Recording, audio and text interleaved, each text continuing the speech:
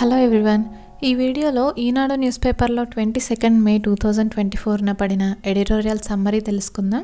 First editorial వచ్చేసి ఉన్నత విద్యకు అవినీతి చెదలు. మన దేశంలో 1100కి పైగా ఉన్న యూనివర్సిటీలలో చాలా యూనివర్సిటీలకి సరిపడా నిధులు అందకపోవడము, సిబ్బంది ఖాళీలు ఎక్కువగా ఉండడము, ఇలాంటి సమస్యలు ఉన్నాయని చెప్పి పార్లమెంటరీ స్థాయి సంఘం నివేదిక తెలిపింది. అయితే ఒకప్పుడు మన దేశంలో తక్షశిల యూనివర్సిటీ, ఇంకా నలంద యూనివర్సిటీ ఇవన్నీ ప్రపంచంలోనే టాప్ యూనివర్సిటీ లిస్ట్లో ఉండేవి. కానీ ఇప్పుడు పరిస్థితి చూసుకుంటే లక్షల సంఖ్యలో విద్యార్థులు వేరే దేశాలకు వెళ్ళి చదువుకుంటున్నారు. ఎందుకు అనంటే మన విశ్వవిద్యాలయాల్లో చాలా సమస్యలు ఉన్నాయి. మెయిన్గా చూసుకుంటే అవినీతి, రాజకీయ జోక్యం, నిధుల దారి మళ్లింపు, ఇంకా నియామకాలలో అక్రమాలు, మౌలిక వసతుల కొరత, అంతేకాకుండా తాత్కాలిక నియామకాలు చేపట్టడము, ఇలా చాలా సమస్యలు ఉంటున్నాయి. అయితే ప్రపంచవ్యాప్తంగా ఎక్కువ మంది విద్యార్థులు స్టాన్ఫర్డ్, ఆక్స్ఫర్డ్, హార్వర్డ్లలో చదువుకోవడానికి చాలా ఇంట్రెస్ట్ చూపిస్తున్నారు.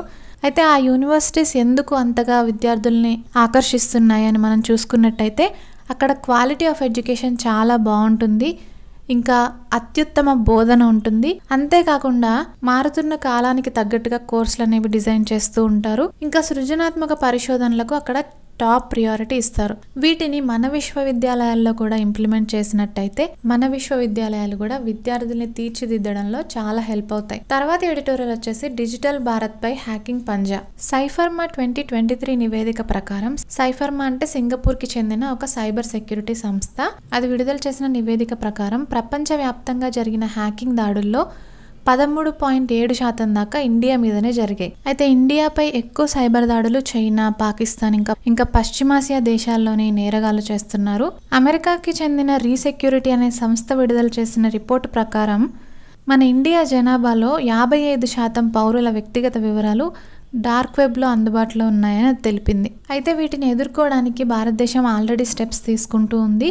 ఏమేం చర్యలు తీసుకుంటుంది అని చూసినట్టయితే ఎథికల్ హ్యాకర్ల సేవలు ఉపయోగించుకుంటుంది. DRDO, CBI, ఇంటెలిజెన్స్ బ్యూరో, రక్షణ సైబర్ ఏజెన్సీ, ఇలా కొన్ని సంస్థలు ఎథికల్ హ్యాకర్ల సేవలు ఉపయోగించుకుంటున్నాయి. ఎథికల్ హ్యాకర్లు ఏం చేస్తారంటే ఎక్కడెక్కడ సైబర్ దాడులు జరగవచ్చు అని ముందుగానే పసిగట్టి జాగ్రత్తలు తీసుకోవడానికి సూచిస్తారు. అంతేకాకుండా సర్వర్లలోనూ, క్లౌడ్ స్టోరేజ్లోనూ, ఇంకా ఇతర సాఫ్ట్వేర్లో ఏమేం లోపాలు ఉన్నాయో అని ముందుగానే పసిగట్టి ఆ లోపాలను ప్రత్యర్థులు ఉపయోగించుకోకుండా ముందు జాగ్రత్త చర్యలను సజెస్ట్ చేస్తారు. ఇంకా ప్రస్తుతం హ్యాకర్లు వేరే దేశాల్లో ఒకేసారి సైబర్ దాడులు చేయగలుగుతున్నారు. కాబట్టి భారతదేశం ఇంకా కొన్ని ఇతర దేశాలు హ్యాకర్ల గురించి గూఢచర్య సమాచారం పంచుకుంటున్నాయి. అంతేకాకుండా సైబర్ నేరాల దర్యాప్తులో కూడా సహకరించుకుంటున్నాయి. ఇంకా సైబర్ చట్టాల రూపకల్పనలో కూడా సహాయ సహకారాలు అందించుకుంటున్నాయి. కానీ హ్యాకర్లు ఎప్పటికప్పుడు సరికొత్త ఉపాయాలు అనుసరిస్తున్నారు. కాబట్టి అన్ని దేశాలు ఇంకా జాగ్రత్తగా ఉండాలి. ఇంకా వేరే దేశాలు ఇంప్లిమెంట్ చేస్తున్న బెస్ట్ థింగ్స్ మనం కూడా ఇంప్లిమెంట్ చేసుకోవాలి. ఫర్ ఎగ్జాంపుల్ చూసుకుంటే అమెరికాలో 50 ప్రముఖ విశ్వవిద్యాలయాలు వాళ్ళ దేశ భద్రత కోసం హ్యాకింగ్ పేరిట అధునాతన కోర్సులని బోధిస్తున్నాయి. ఇలాంటి కోర్సులు మన ఇండియన్ యూనివర్సిటీల్లో కూడా తీసుకొచ్చినట్టయితే సైబర్ నిపుణులు ఎక్కువగా ఉంటారు. ఆ విధంగా హ్యాకింగ్ అటెంప్ట్స్ ని అడ్డుకునే వీలుంటుంది. ఇంకా నెదర్లాండ్స్ జాతీయ హైటెక్ క్రైమ్ యూనిట్ సైబర్ నేరాలపై చాలా అడ్వాన్స్డ్ టెక్నాలజీని ఉపయోగిస్తుంది. ఈ టెక్నాలజీస్ ని ఇతర ప్రజాస్వామ్య దేశాలతో పంచుకోవడానికి కూడా అది రెడీగా ఉంది. కాబట్టి ఇలాంటి ఆపర్చునిటీస్ ని ఇండియా కూడా సద్వినియోగం చేసుకోవాలి. ఈ ఎడిటోరియల్ డాక్టర్ రావెల్ల భానుకృష్ణ కిరణ్ గారు రాశారు. తర్వాత ఎడిటోరియల్ ఆహార శుద్ధి అవకాశాల పెన్నిది. దేశంలో ఆహార డిమాండ్ పెరుగుతూ ఉంది కదా, దేశంలోనే కాదు ప్రపంచవ్యాప్తంగా ఆహార డిమాండ్ అనేది పెరుగుతూ ఉంది.